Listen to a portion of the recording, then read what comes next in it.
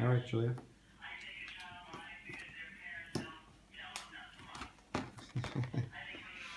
Beautiful.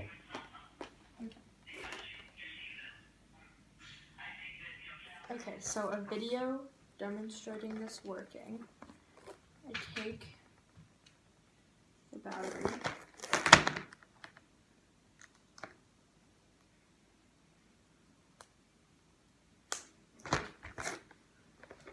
And it plugs in and it creates the sun and the moon. So a schematic diagram of my circuit. Hold on, I want to unplug this. So, okay.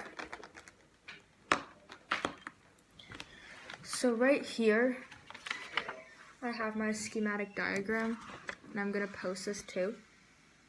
So basically, what we have is all of the LEDs, and each one is in parallel with each other. So everything is in parallel, nothing's in series with each other. So this one is in parallel with this one, which is in parallel with this one, it's in parallel with this one, and then this whole thing is in parallel with this one, which is in parallel with that one, which is that, so on and so forth. Description of what the circuit does. So, okay, so a description is it's just a sun and a moon, and we don't really have a switch really. Our switch just happens to be connecting the battery to the circuit, and that's what turns it on. So that's our switch. And it controls both lights, both sets of lights. So the inspiration for our design, originally, we wanted to do something connecting to a pillow, where you lay on the pillow, it'll light something up.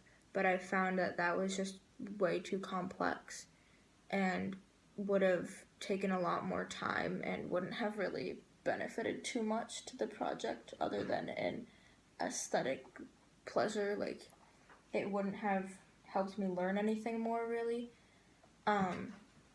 So we decided to just not do that and instead just keep it simple and just have them both light up at the same time, because I still think that looks pretty cool. And so my wiring. So this is what the back of it looks like. So an explanation for my wiring. What's in series? There's nothing in series throughout this whole thing. What's in parallel? Everything's in parallel with each other. So if you look closely,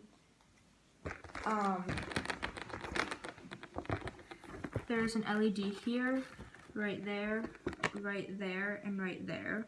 So what we did is we took the two wires, black is negative, red is positive, and we made sure that the charges connected to the right sides of the LEDs, and we made that parallel to the next LED, which we made parallel to the next LED, which we made parallel to the next LED, which this over here is kind of a jumble, but we basically what we did is we just connected it to this little cap, which helps connect the battery easier.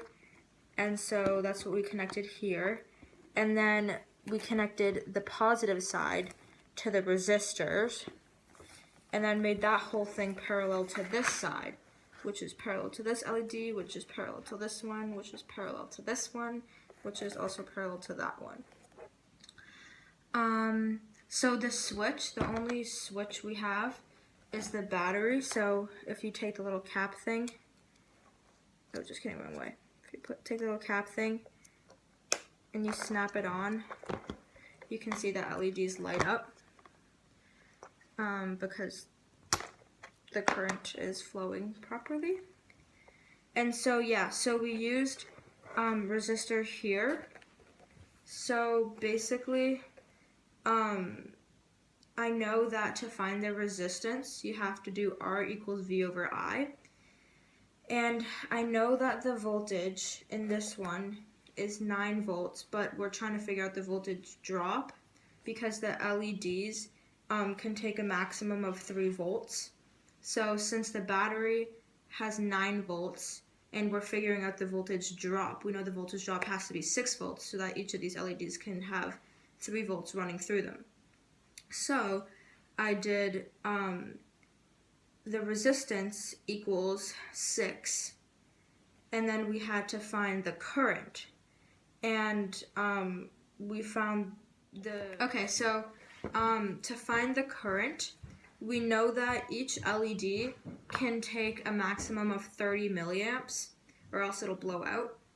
And since the LEDs are in parallel, to find the total current, you would just add them all up. So 30 times 4 is 120. And so it would be 120 milliamps total, and that's 0.12 amps. So for each side. Well, yeah, for each side. So that's 6 volts, like 6 voltage drop, basically 6 volts of voltage drop divided by 0.12 amps, and we got it to equal 75 ohms of resistance.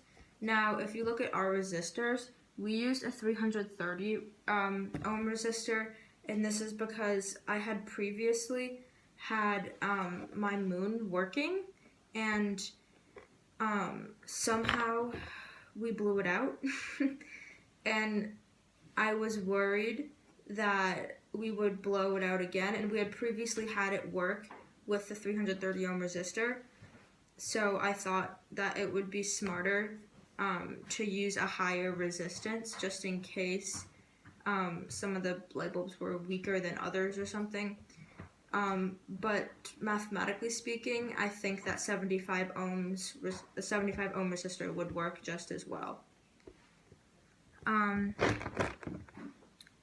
And so I have 2 of them because we kind of treated the 2 loops separately.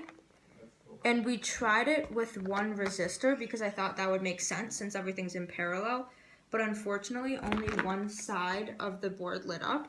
And, you know, we kind of thought that this was because so some of the LEDs have a different wattage, right? Current and actually voltage and current. Voltage and current, yeah, so basically wattage. But like yes. they had different voltage and currents from each other because we had blown out the previous ones. So we kind of had to compensate for that, and we troubleshooted, and we found out that using a resistor for each side just made them both light up, and I'm not 100% sure why, but I think it has to do with the difference in voltage drop. And then, so what did I enjoy about this? I enjoyed that we had freedom to be able to create whatever we wanted. Like, it wasn't super strict of like what we had to create.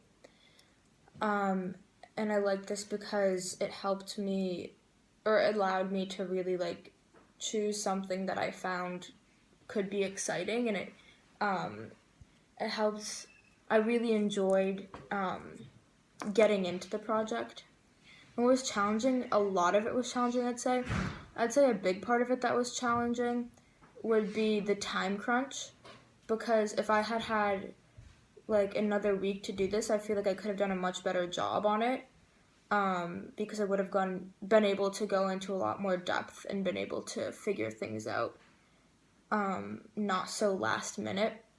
And another thing was challenging was definitely wiring the whole circuits. I think that the physical part of wiring a circuit is a lot more difficult than the mathematical part, because I'm a very analytical thinker and I can think like how to, like what should be right. But once I actually get down into doing it, I've noticed that there are some human errors that can occur. And so like that's where I found most of my errors to be. And I'm proud that I got it to work because it was a struggle. And I'm proud that I'm able, with help, to do this. And what I would do differently is probably try to create a plan that's a lot more feasible than the one I originally had. I would also try to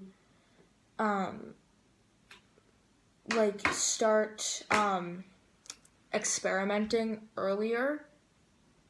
Like we had just started like building and wiring like a day ago, and I think that like really hurt my team more than anything because, you know, we ran into some problems along the way of building it, not so much planning it.